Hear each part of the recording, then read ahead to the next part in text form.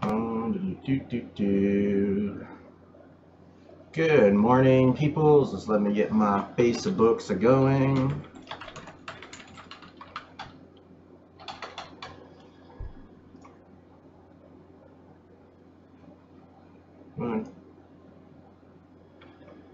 Wow. Good morning, everybody. Well, it might be morning for you. It's actually afternoon here, but it's still morning for me. I don't care what the clock says. Give you guys a few minutes to jump on here. I'll take a look at some price action. I just want to open up my YouTubes so I can see if you guys have any questions or comments. Just bear with me a couple of seconds.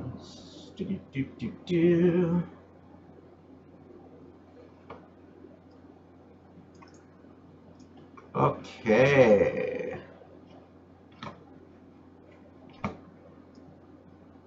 All right. Like I said, good morning, guys. Not sure if my chat box is working, so I'll have to check on that later. Good enough. So anyway, guys, where have I been in the last while? It's because it's, I haven't really been doing a regular live schedule. But basically, like, it's springtime here, right? So I had this bright idea the other day, right, or like last week or whatever, that I was actually going to go outside. Yeah, guys, outside. And let me tell you what I learned. I figured out there's actually people outside, and they do stuff outside. And so anyway, I decided to copy what my neighbors were doing and just kind of try it out and see what it's like. So I ended up getting suckered into like raking my yard and stuff like that. So got my front yard all raked up, got part of my backyard raked up, got a big mud hole in the back that I had to clean up, and I got to put some drainage in, swept off my patio, and a bunch of other miscellaneous outside chores. Oh, like put a new starter on my four-wheeler because it died in the middle of winter. So basically in the last while, guys, I haven't really had time in the day anyway to get on live, and then by the time I get in, I'm so freaking tired. I don't want to be on camera because I'm going to be miserable. So anyway, today we actually have a little bit of looks like it might end up being a rainy day today. It's not very sunny, so I figured it's a good day to do some inside work.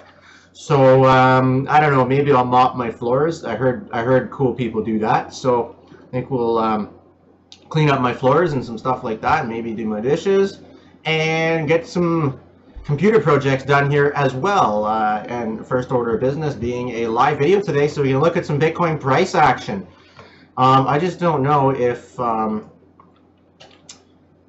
Facebook stream itself is even really working. Oh yeah, okay, I guess it is. Alright, so anyway, I don't think anybody's even watching on Facebook. That's unusual. You guys usually jump on pretty quick when I'm on. But that's okay. You guys can just watch the replay later on.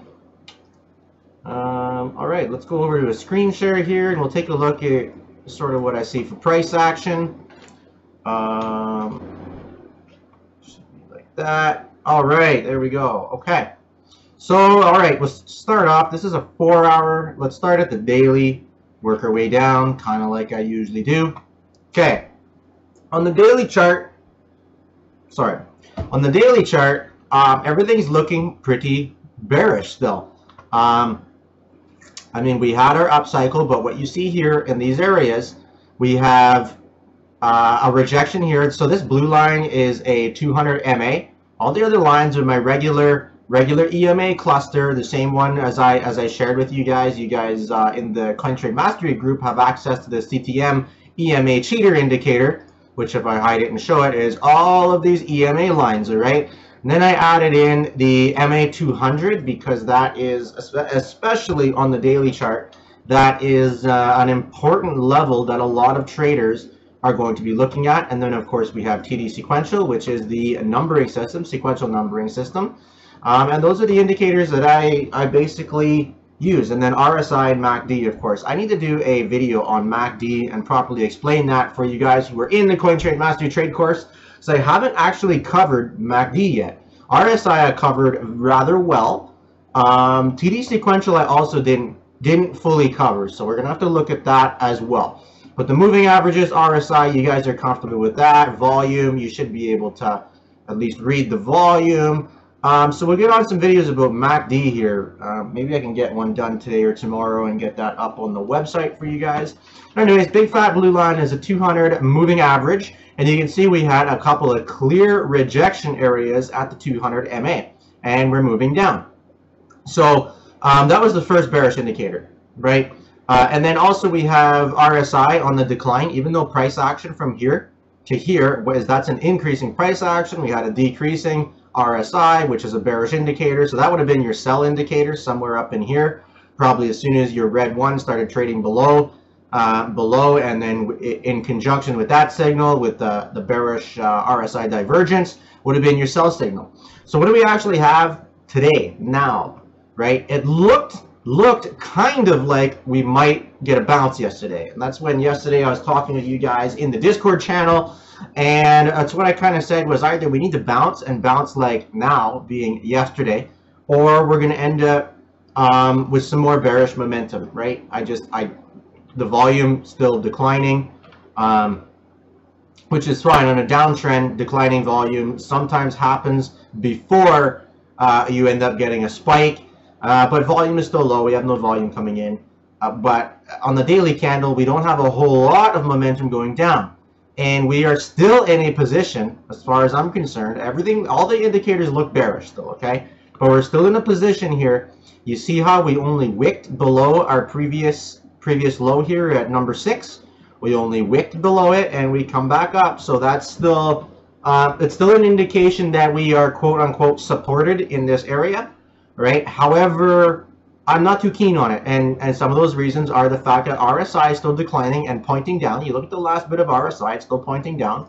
You look at MACD, it's had a bearish crossover, we're still pointing down, and our signal line here is just crossing below the 0 mark. It's a 0 line in the middle of your MACD. It's crossing below there, which is an additional bearish indicator.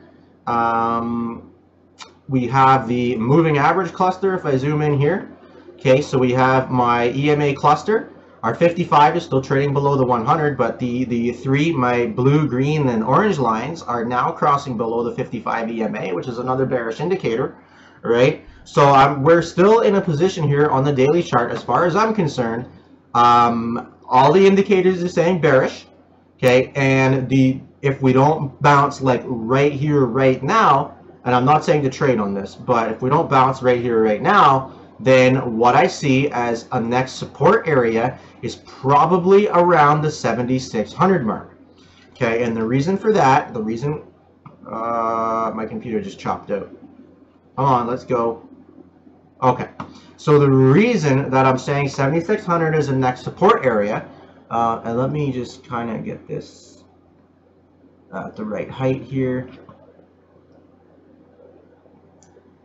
Okay, so whatever that is, 75.50.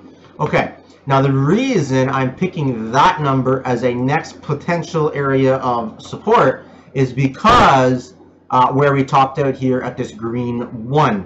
Okay, that was a previous resistance area, so I'm expecting it as a possible support area. Now the other possibility is right here at 77.25, because that is the bottom of this previously supported area. So this is my zone, somewhere between 75.50 and 77.25 is probably where I would chance going long, you know, on a chance, basically, because it's the next logical support area. Is there a chance we can bounce right now? Yes, but it's not a high probability, and it's not something I want to put my money on.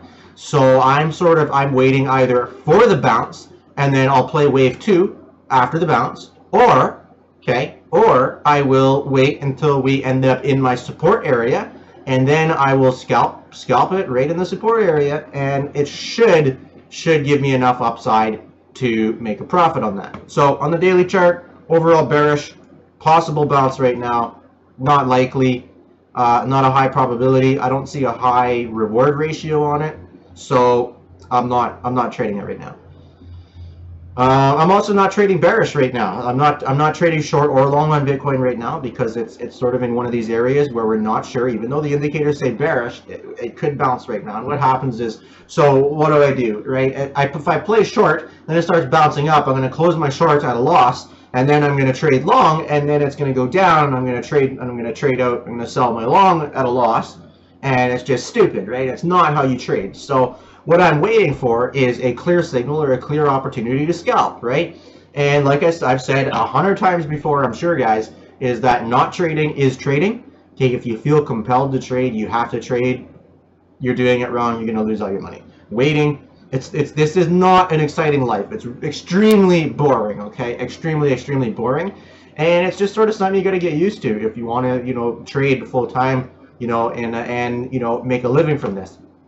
You can see our candle body is actually coming back down. It's going to test the bottom on this again. We are painting a red one.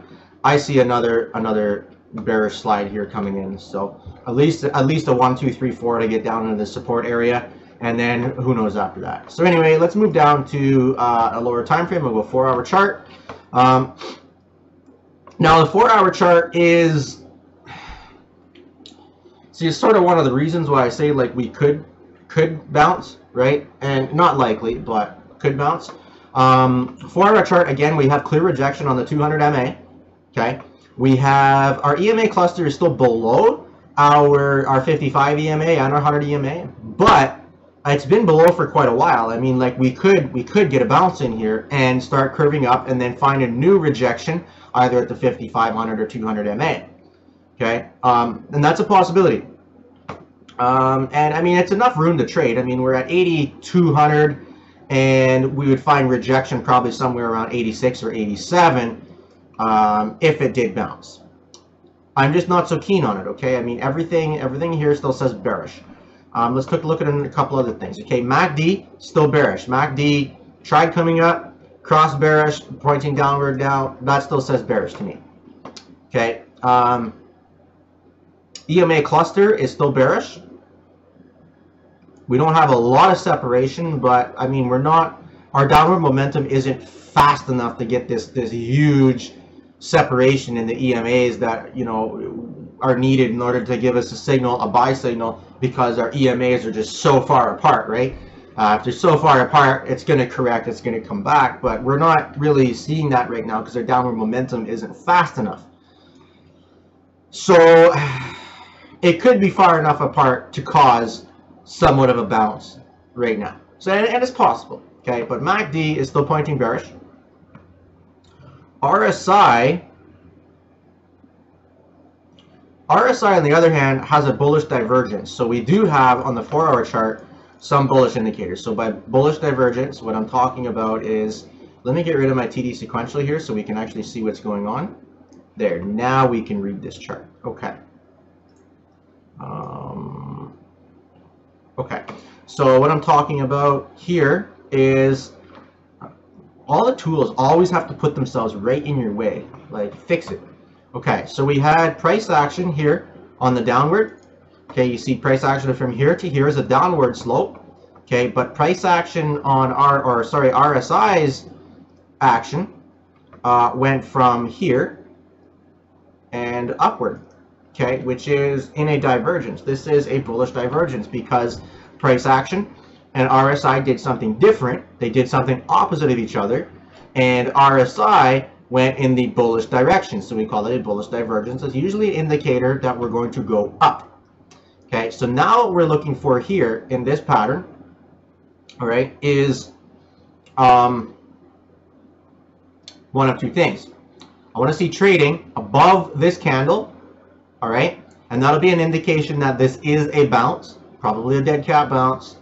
If you play long, you're not playing long to 12K. You're playing long to like 8,700. Okay, so the other option is that price action is going to come down as per our bearish daily chart, as per our bearish indicators, as per our MACD bearish indicator, right? Also a very likely possibility. Okay, and then RSI is going to come down and start trading lower, okay, and it's going to completely negate this bullish divergence, okay? Bullish divergences, bullish or bearish, whatever divergences are They're an indicator that either indicates a very strong bounce, or it's going to negate and we're going to just completely dump again. And if you watch Bitcoin, like Bitcoin before the crash from 20K, we actually had, like, I was marking on the daily and 4-hour charts, I think, or sorry, not on the daily, but on the 4-hour and hourly charts, I think I marked like 7 or 8 bearish divergences, like one after the other, after the other, after the other, until we finally crashed. Like from 10K to 20K, we were in a constant bearish divergence, all right? And then finally it broke, and then here we are, crashed down to, like, you know, 8K or whatever, right? So it could easily be negated, and when it gets negated, usually, and you'll end up with a lot more, in this case, bearish momentum, because it'll be negating the bullish divergence, all right? So just sort of a few things that I see. A bounce is possible. I don't really think it's worth trading, but it could be. Who knows?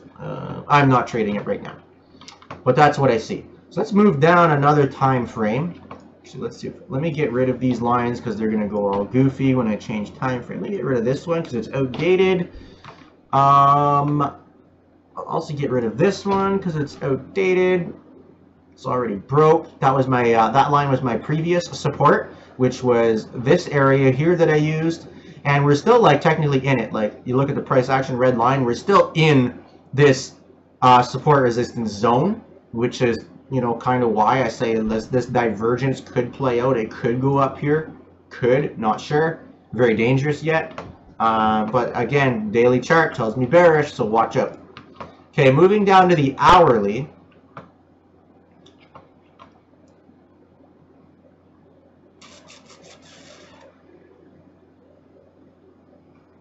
Okay. Sorry, I'm just having a good look here, so I actually have something worthwhile to talk about. That's fine, that's fine. Okay.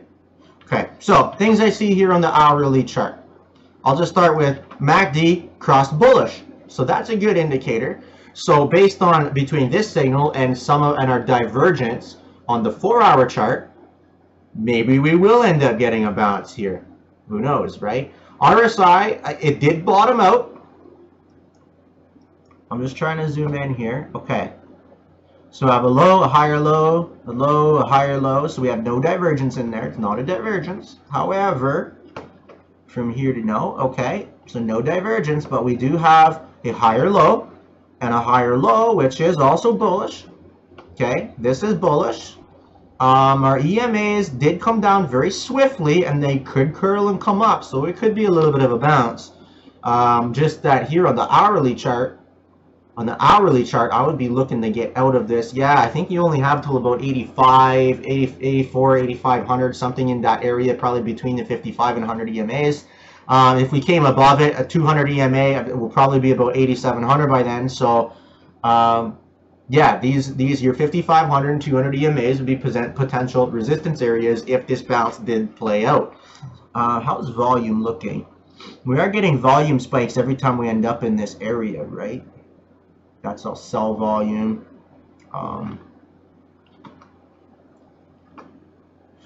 So on the hourly, really, we are getting some volume coming in. We are getting volume spikes in this area, which is, you know, indicative of a bounce, but it's not a strong bounce. Like, because usually if you get a strong bounce, price is going to come down, and your volume should be all on the sell side.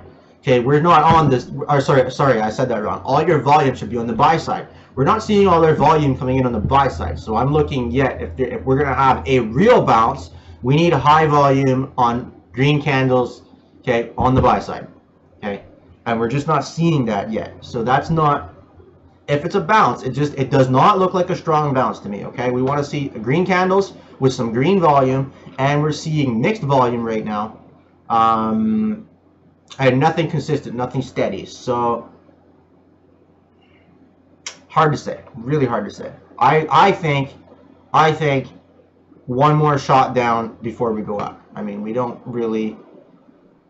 One more shot down, I think. It's got to. Yeah, who knows? Still doesn't. It doesn't look like anything really strong to play to me. It's not a good risk level for me. Moving down.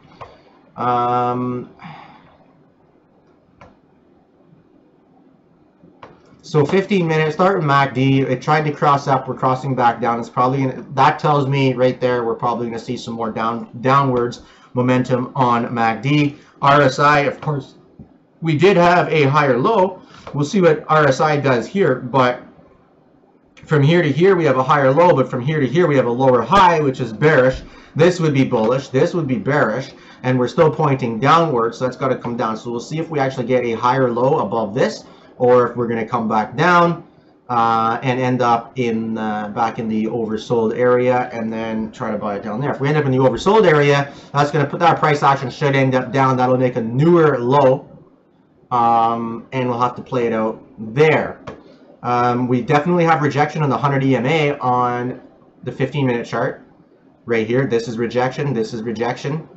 So there's definitely a lot of resistance in there.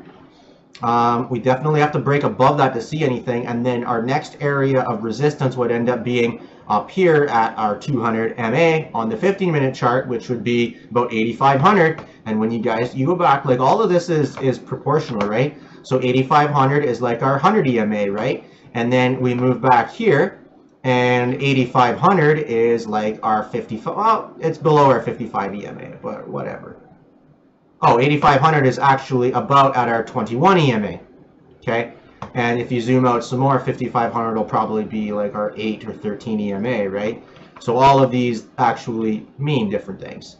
So 85, our 8 EMA is just getting down to 8,500. So again, daily chart, guys, looking pretty bearish to me. 15-minute chart, back case, so this is what I was talking about, 15-minute chart.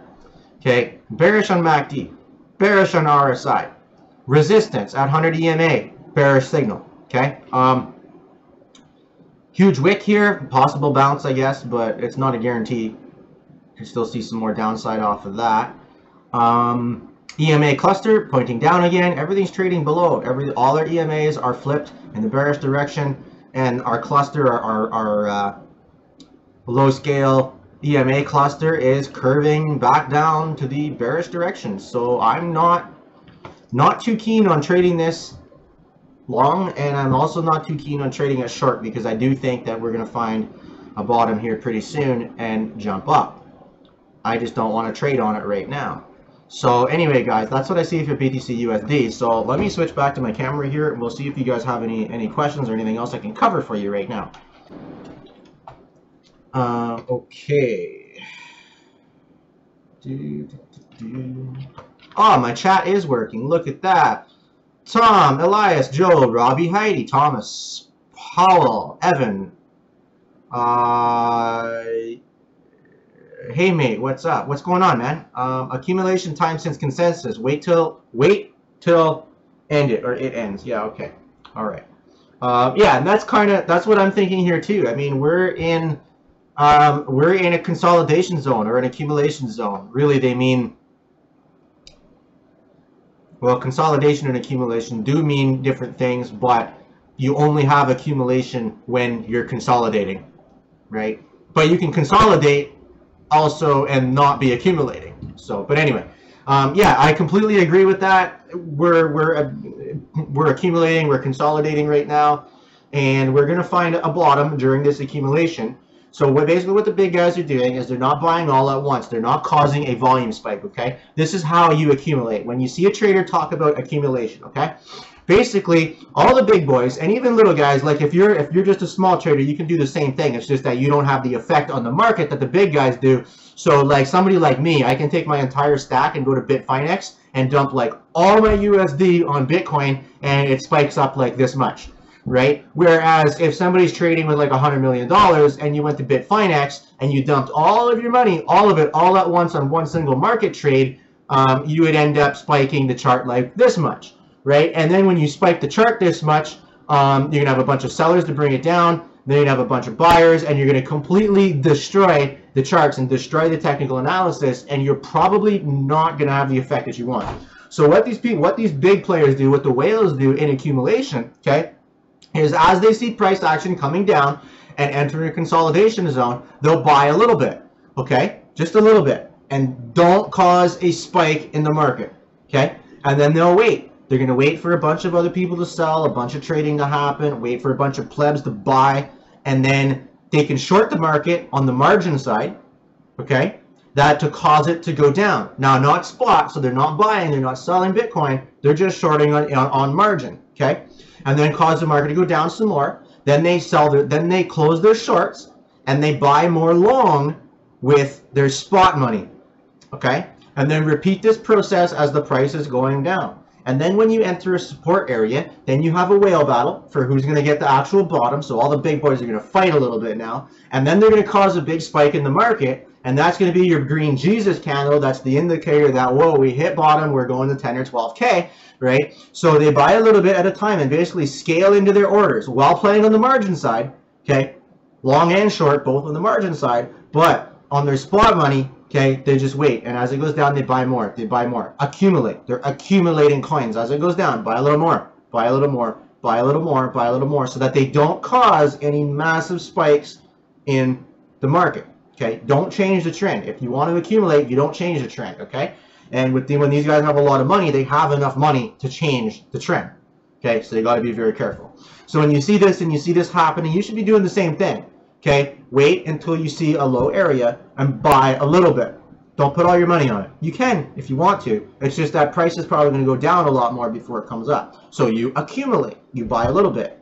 Then you wait until price goes down. You buy a little bit. Then you wait until price goes down. You buy a little bit. So you scale into your order. We're pretty confident we're going to hit a bottom and it's going to bounce and it's going to go up. So rather than, you know, trying to short sell to play altcoins and shit like that, why don't you just slow down a little bit, right, and just scale into a long order as the price is going down. It's pretty low right now. It's not a bad place to start buying, but I wouldn't be throwing all your bags on a coin right now. You know what I mean? So I hope that makes sense, and I hope that kind of explains accumulation for you guys who don't already know. Yeah, and give you guys an additional trading strategy that you can use. Scaling into your order is very important. It's very easy to lose all your money if you're just dumping all your money into a coin.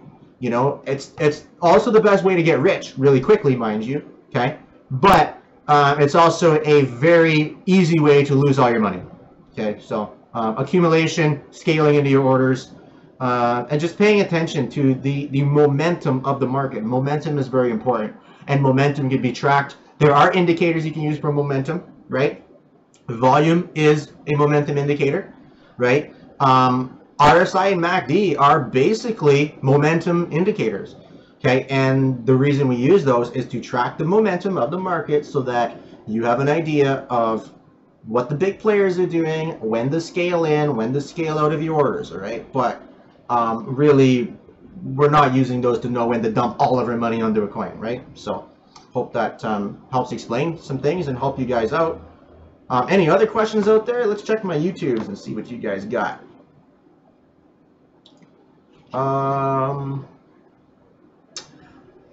PCS Polly says, I'm hearing 7100 BTC is coming, then 2400. Well, I don't think we're ever going to see 2400. I have about 75 or 70. What did I say on my chart? I forget my own numbers here. Let me just pop out to the daily. Oh yeah, I said between 75 and 7700. I guess if you scale out and you look at other zones, you're saying 71. I don't see anything in the 71 area whatsoever that would indicate a support zone. Okay, the lowest I would see in the closest I would see is about 7280 or 7300 as a support area, but I don't see anything that's indicative of a 7100 support area, so I would have to disagree. Upon breaking my 75 to 77 zone, I would say our next logical spot would be about 6450 or so. And then, but below that, 6K, below that, 5K, right? But I mean, I don't know if that's really gonna happen. very hard to say. But again, guys, like I'm not, I'll be completely honest with you, I'm not very good at charting stuff for the long term. To tell you what I think is going to happen in the next 2 or 3 or 4 days, maybe up to the next week, I do pretty good at that. I do fairly well. Wrong sometimes. I'm, you know, sometimes I'm somewhat right, where like I call the direction, but it overshot or undershot my price points. A lot of the time, I'm fairly accurate with the next few days and charting and predicting what's going to happen the next few days. I am not very good at predicting what's going to happen in a month, 2 months, 6 months, other than saying that I think we will hit back to 20K sometime this year. That's all I can say. Whether that happens in a month or 2 months or 6 months or 12 months, I don't know. But I did say at the beginning of the year, when we did crash down, and we did crash down to 6K, and we've been doing this sideways, this consolidation, this accumulation. Okay, since we crashed from 20K to 6K, we've been doing basically the same thing. Basically sideways action, accumulation, and consolidation, right? And when we crashed down and we hit 6K and we started this movement, I did say we are not going to see any bullish action in the market, okay, at least until Q2, which we're in Q2, and we're still going sideways, but I said most likely not until Q3, right? So Q3 doesn't start here until, what do we have? Q3 is about to start, isn't it? So we're getting closer. Getting closer. But yeah, definitely not until Q3 before we're going to see any bullish action. But Q3 is coming. So that's good. Probably Q3. That's what I would see. So what's Q3? July 1st would mark the beginning of quarter 3. That's when we'll probably start to see a boost in the market. And actually, if you look at last year, here,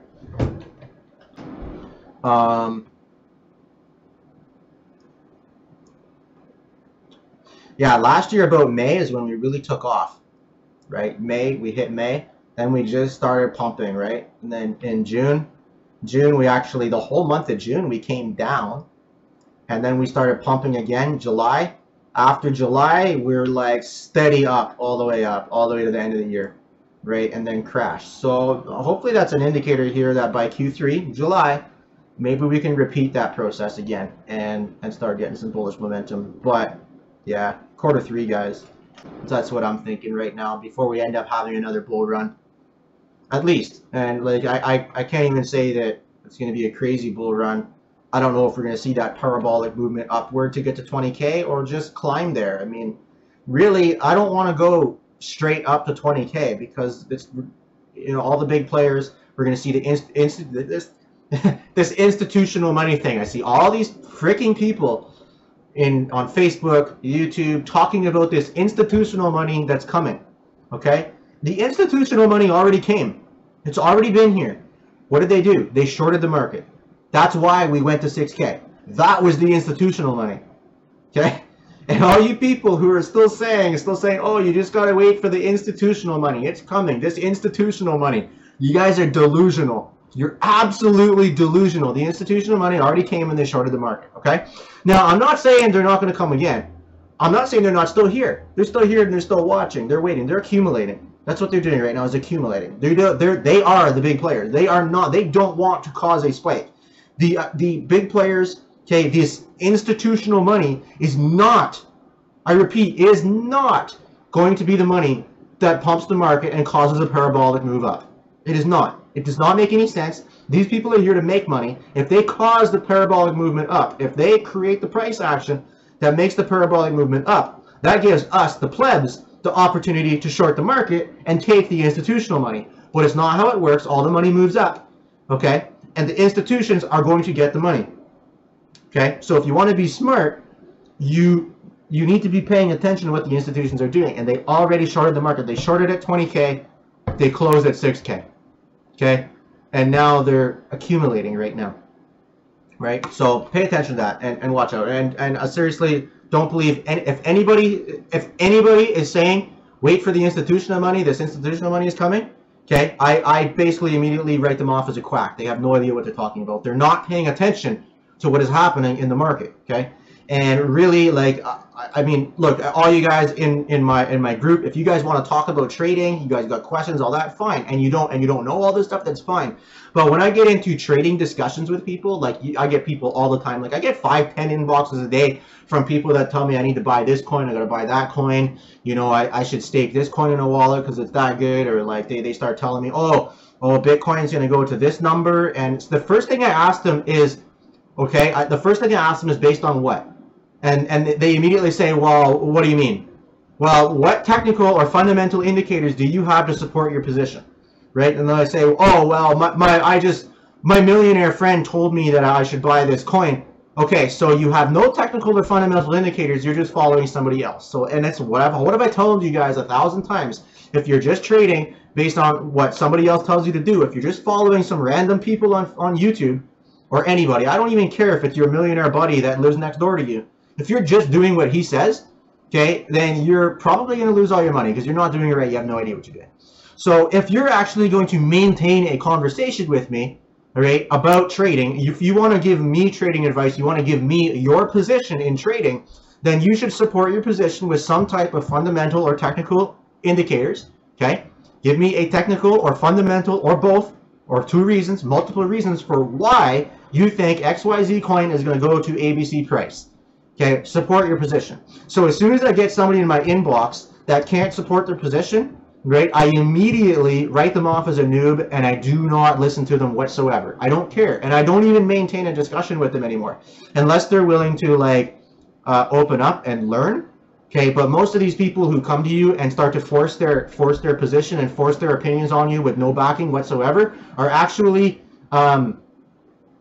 not open to learning anything, right? They don't want to learn. Like out of 50 people that do this to me, 1 or 2 of them actually develop into a real conversation where it becomes educational, or I can help them out. I can support their position or disagree with their position based on my technical indicators, okay? And actually teach them something for why I think they're right and why I think they're wrong, and why I think they should go and learn how to read charts, and why I think they should go to CoinTradeMastery.com right now and sign up for an account and start learning how to actually read charts and how to form your own opinions based on indicators, okay? Very, very important that you do so.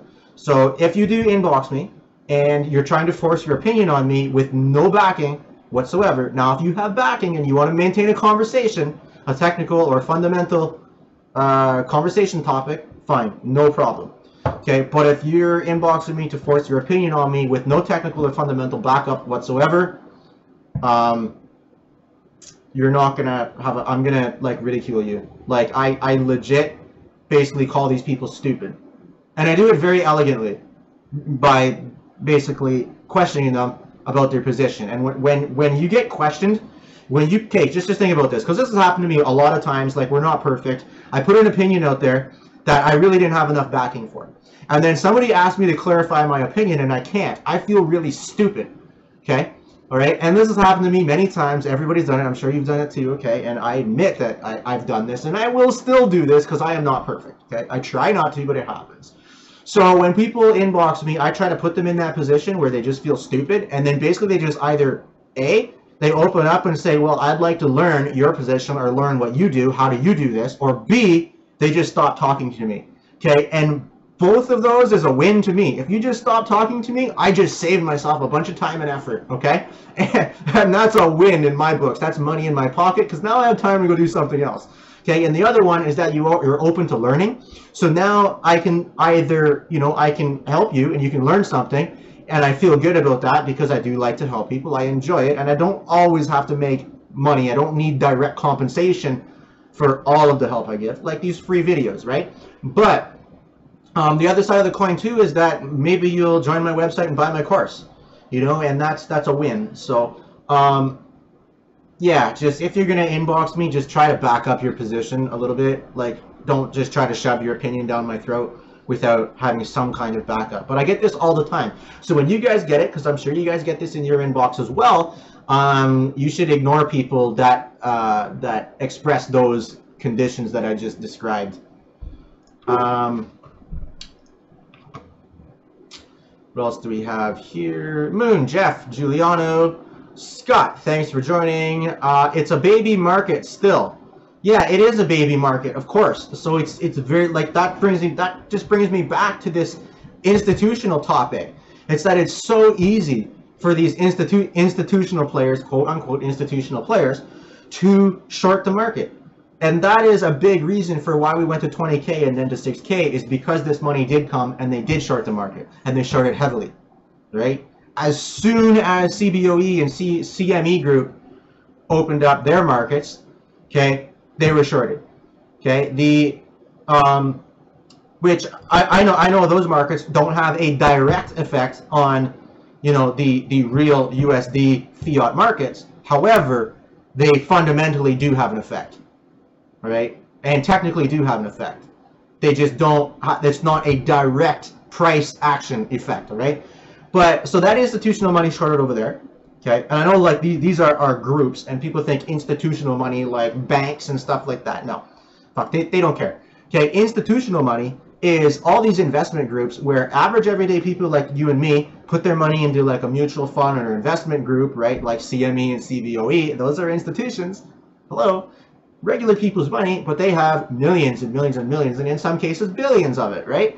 It's very, very easy for them to short the market on the fiat markets, okay? So all they have to do is go to like Bitfinex and short that market. So number one, what you do is you go to CME or CBOE, you place a heavy short over there, and then you go on Bitfinex and you place a heavy short there, okay? You cause the market to downward slide, right? Because you have enough money to do it. So you start that trend downward and then let it take off and close your shorts down at the bottom, okay? But they play both markets. You don't think that they're already here playing on Finex, playing on BitMEX, playing on these other exchanges? They're there. They're watching.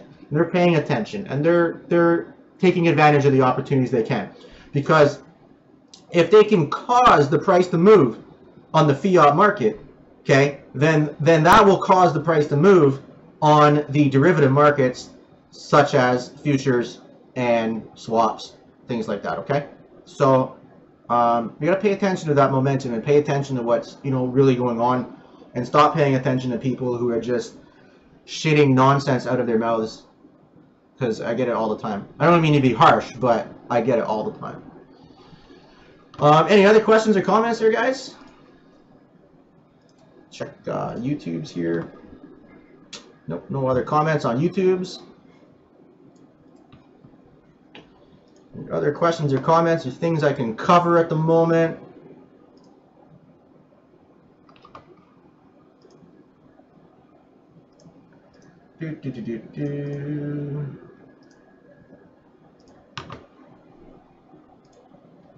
All right, well, if I don't see any other questions or comments coming in, I guess I'll just go ahead and wrap up this video. So like I said, guys, quick recap. 1, don't listen to people who think that institutional money is still coming, because it's already been here and they're already watching. 2, don't listen to people who try to force their opinion down your throat without any kind of fundamental or technical backup whatsoever. And 3rd, just don't trade. Don't put your money, don't risk your money on somebody else's opinion. Make sure you're doing your own charts. Make sure you're doing your own fundamental research, technical research, and actually learn how to do this. Don't just follow what I say. Don't just follow random people on YouTube, okay? So with that said, guys, yeah, we'll see you guys on the next video. Until then, trade safe, all right? Have a good one. Ciao for now.